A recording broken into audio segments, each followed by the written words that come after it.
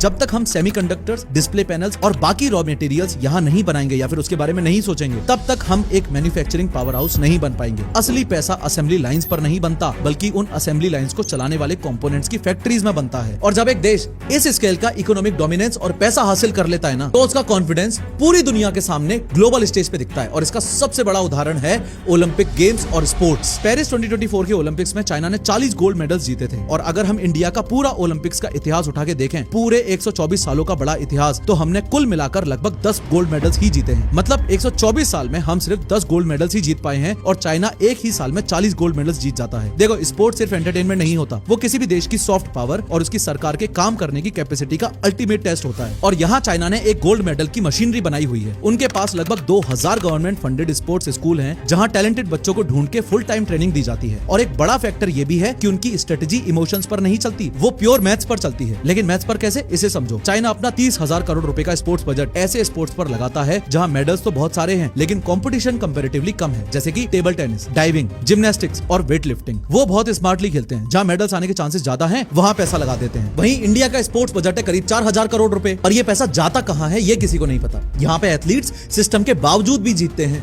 System की वजह से नहीं। हालांकि हमारी पैरालंपिक्स परफॉर्मेंस और नीरज चोपड़ा जैसे एथलीट्स ने काफी उम्मीद जगाई है, पर सारा पैसा और मास अपील आज भी क्रिकेट के पास ही है। मतलब हमारे पास टैलेंट तो बहुत है, लेकिन हम उस टैलेंट को ढूंढ ही नहीं पा रहे हैं। और यही एक थोड़ी फनी पर उतनी ही सैड रियलिटी सामने आती है कि दोनों देशों के पास बिलियंस प्लस आबादी है, लगभग 280 करोड़ लोग मिलाकर, पर फिर भी फुटबॉल के सबसे बड़े कंपटीशन यानी फीफा वर्ल्ड कप में दोनों देश कंप्लीटली फेल हैं। इतने करोड़ लोगों में से हम 11 वर्ल्ड क्लास फुटबॉल प्लेयर्स नहीं ढूंढ पा रहे, ये कितनी अजीब बात है।